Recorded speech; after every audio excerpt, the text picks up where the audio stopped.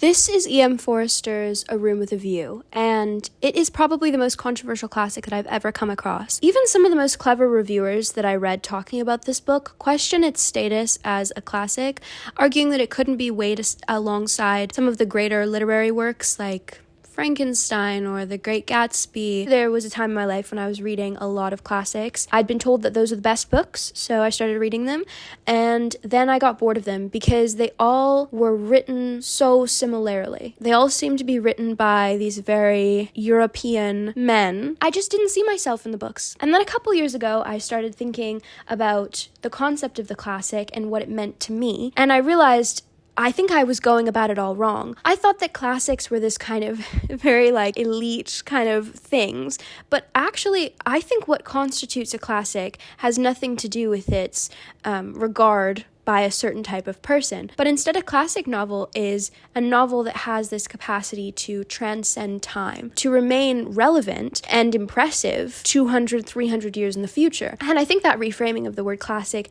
changed my relationship with the classic generally, and I was kind of able to read these books more honestly versus reading them thinking these are the best books. You know, I could critique them, have my favorites, and not feel like I was an idiot because I didn't get the bell jar. It's less about these are the best books, but these are a type of book. A contemporary novel hasn't had the chance to prove itself as a classic yet. And there's something great about reading a novel that's written in a time period that you relate to. And then there's something great about reading a book that was written 200 years ago and speaks to your soul as well. Where my review really starts is with the interrogation of a single word, and that word is frivolous. The word frivolous was basically what reviewers were calling this book, and I also think that the word frivolous is at the root of E.M. Forster's philosophies. Also, totally random, but this whole video is based on an article I wrote on Substack. I'm gonna link it below. Anyways, so frivolous. A defense of the frivolous is at the root of Forster's philosophies in this novel. And thus, I think that an investigation of the term frivolous is the perfect place to start. Frivolity is a non-objective designation given to an action, person, or thing based on an impressionistic value of a person or society. So this is kind of an overcomplicated way of saying that frivolous is not decided based on a particular fact. It's not objective, but only based on personal claims about what matters and what doesn't. It's subjective, okay? So for instance, you might look at my collection of vintage clothing and you might think, Camille, what are you doing? Spend your money on something more important. And you might be right, but your private belief about the frivolity of my vintage clothing collection does not negate the collection holds significant sentimental matter to me. It matters because it matters to me. To you, vintage clothing is frivolous. To me, it's not. So there's no truth to it. And I think that proclaiming frivolity makes me particularly angry when it's done on this kind of greater societal scale, because I think the label influences our decisions about where we expend human effort and capital. Calling something frivolous is damning. It's frustratingly damning. Being titled frivolous means that a frivol loses all its value, and therefore it's relegated to a space of recreation, hobby, and dreaming. I think that the worst consequence of this haphazard use of frivolous is that it kind of reifies a mythology about human purpose. There's this lie, and it stipulates that one person's life should be defined only by the virtues of duty and of pragmatism. Frivolous things like truth, joy, peace, art, they're as significant as something like dessert. They're not part of the meal, the practical meal that sustains you. They're just the little treat at the very end. That is to say, they exist only for one's shallow enjoyment and have no role in nourishing one's soul. Forster's novel centers on what I would argue is the ultimate frivol in classical literature, and that's love and romance. Like all good reviews, this is going to have some spoilers in it. I pinky promise that the spoilers I give are not going to ruin your enjoyment of this novel. In fact, the spoilers that I give are kind of obvious. I mean, how do romance novels end?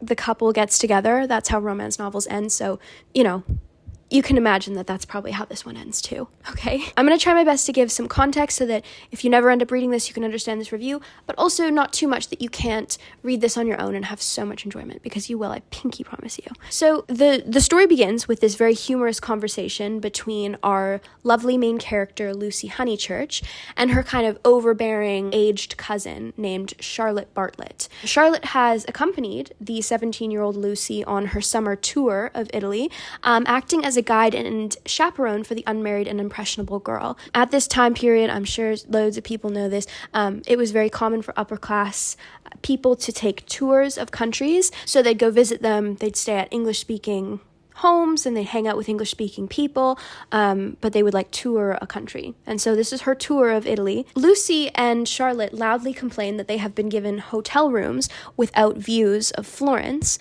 and therefore they might as well have remained back in England. At this moment in their conversation, the free-thinking, low-class, unconventional Mr. Emerson Sr. offers to switch rooms with the upper-class women because himself and his son have rooms with exceptional views of Florence. There's a metaphor here, which is very obvious, right? By switching rooms, the women would have a unique opportunity to switch viewpoints with two people who are beyond their world and their class. Lucy is intrigued by the perspective shift, while Charlotte is completely appalled and prefers to stay in her untouched room. She regards Mr. Emerson Sr. as dirty and classless. She doesn't want anything that's been touched by him. Lucy, on this trip, is introduced to an unconstrained Italian life and this kind of magnetic George Emerson, and she kind of begins to reevaluate her fundamental morals and values. In the second half of the novel, she returns to her kind of claustrophobic life in England, where she feels pressured to marry a pretentious man called Cecil. Cecil is so funny. It's worth reading the novel just to read about Cecil. The Emersons, so Mr. Emerson Sr. and his son, George Emerson, end up moving in next to Lucy and her family. Lucy's skepticism of her life ends up being reignited. As a philosopher, Forster was a humanist. He was fascinated with the human and the concept of freedom through authenticity and truth. I would argue that A Room with a View is not just about love, but it's about forbidden love across class boundaries. Forster's own experiences with homosexuality informed the themes of forbidden love that appear in this story. Obviously, as a gay man living in,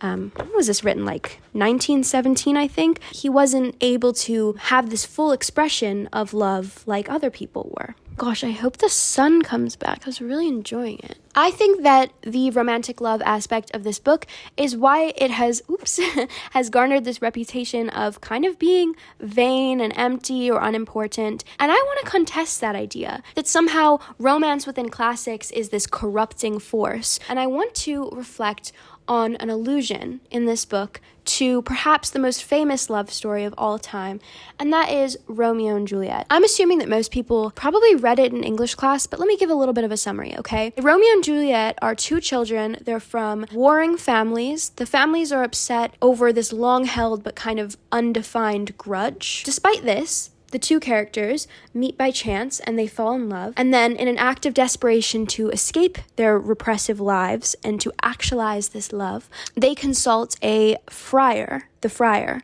and he's quite a romantic. The friar tells the children that the best course of action is to pretend to take their own lives and then make their escape, and this doomed plot leads to this very famous misunderstanding where one thinks one's dead and the other one, and then they end up both taking their own lives, and the story ends in tragedy. In Forster's novel, the forbidden nature of the relationship between Lucy and George is created by similarly trivial beliefs held by the Capulets and the Montagues in Romeo and Juliet. This trivial belief is that because Lucy is of a higher, more respectable social standing than George, their pairing should be discouraged along these kind of arbitrary hierarchical boundaries. There's a character in this novel called Mr. Beebe. He's a clergyman, so he's a religious figure, and he serves a similar role to that of the friar. However, unlike the friar, Mr. Beebe isn't trying to help Lucy and George run away together.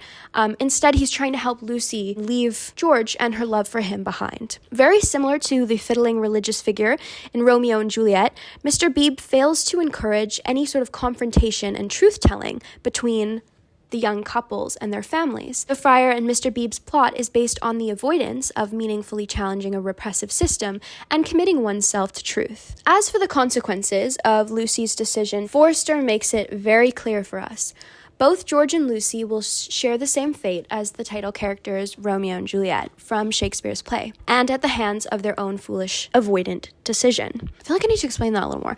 So in Romeo and Juliet decide that instead of telling their parents, we're in love, and this rivalry is stupid, and it makes no sense, and no one even knows why we're doing this anymore, they decide to run away, and that's when tragedy strikes. And very similarly, in A Room with a View, Lucy refuses to admit that she loves George. She refuses to tell her family and the community, and instead is committed to running away. The senior Mr. Emerson explains that Lucy's decision to marry the wrong person or to run away to Greece would effectively kill her soul. As well, Lucy's rejection of George has left him yet again overcome with depression, leading the senior Mr. Emerson to suspect that he will eventually take his own life. It's only Mr. Emerson's final speech about open-mindedness, truthfulness, and kindness, and making decisions along those lines that disrupts the character's final decision to take the metaphorical poison and run away. And George and Lucy end up being given a happy ending because of it,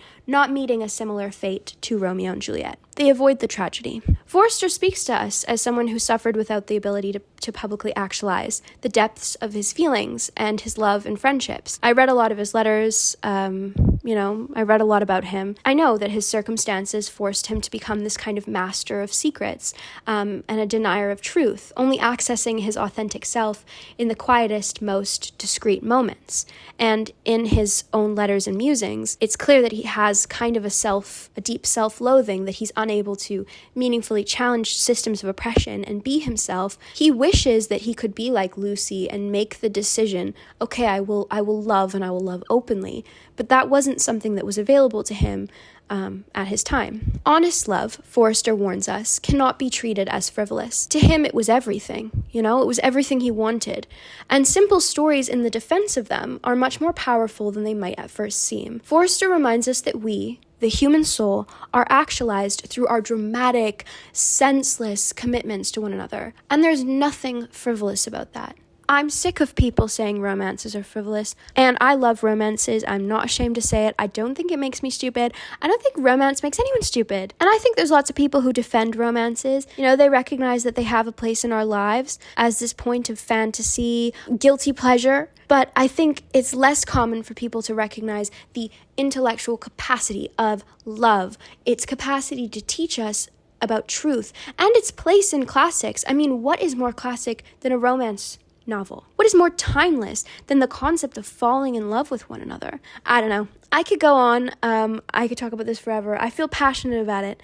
I feel like a lot of people's reactions to this book were quite snobby. Anyways, as always, I'm so grateful that you sat here and listened to me chat about books for forever. Not many people will do that. So I will see you guys next week. I love you so, so, so much. And yeah, bye.